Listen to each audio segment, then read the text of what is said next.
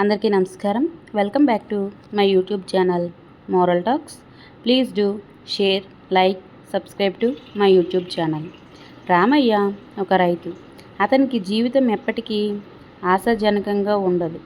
పొలం పనులు, కుటుంబ బాధ్యతలు, పంటల నష్టాలు, రుణాల తాకిడి రామయ్య జీవితంలో అంచనా వేయడం కష్టం.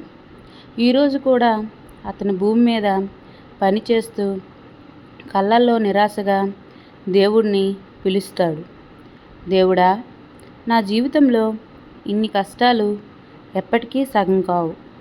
దయచేసి నాకు ఒక ఆశ చూపించు. తనను ఒంటరిగా చూసే రామయ్యకు దేవుడు దూరంగా ఉన్నట్లుగా అనిపిస్తుంది. అనేకసార్లు ప్రయత్నించిన పనుల్లో విఫలమై ఎదురు చూసిన ఆశ కూడా లభించదు.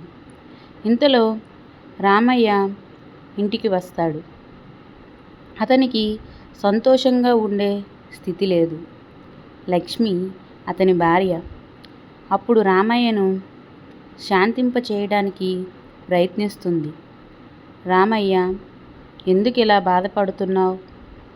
దేవుడు నిన్ను ఎప్పటికీ విడిచిపెట్టడు. నమ్మకముంచు. పీడల వల్ల ఓ రక్షణ జరుగుతుంది. రామయ్య నమ్మకం. ఆ దేవుడు నా కోసం ఏం చేస్తాడు అని నిరాశతో ప్రతిస్పందిస్తాడు.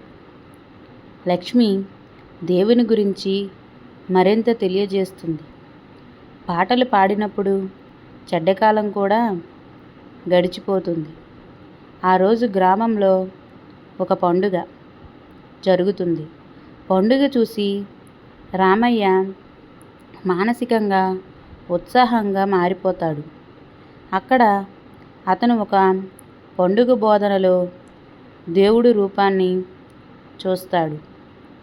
పెద్ద ఆలోచనలో మునిగి అతను చెబుతున్నాడు, మీరు నన్ను ఒప్పిస్తే నేను మారిపోతాను.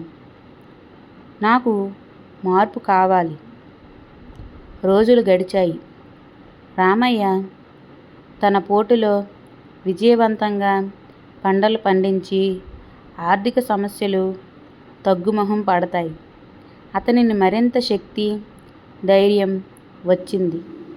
అదే సమయంలో రామయ్య ఎప్పటికీ దేవుణ్ణి నమ్మేలా మారాడు. ఇప్పుడు నాకు తెలుసు, దేవుడు ఎప్పటికీ నా పక్కనే ఉండేవాడు. ఆయన ఆశీర్వాదం నేను చూసిన క్షణం. అతను తన కుటుంబం, తన పొలం, తన గ్రామాన్ని సేవ చేయడానికి ముందుకు పోతాడు. గమనించేలా రామయ్య యొక్క మనస్సు ఇప్పుడు దేవుడితో నిండింది. ఇప్పుడు నాకు తెలుసు, జీవితం మాత్రమే కాదు, మనం చేసే పనులు కూడా దేవుడి ఆశీర్వాదంతో ఉంటాయి. అతను తన జీవితంలో పొందిన మార్పుని గుర్తించుకుంటూ గ్రామంలో పిల్లలకు సహాయం చేస్తాడు. దేవుడి ఆశీర్వాదం తీసుకున్న రామయ్య ఒక కొత్త జీవితం ప్రారంభించగలిగాడు.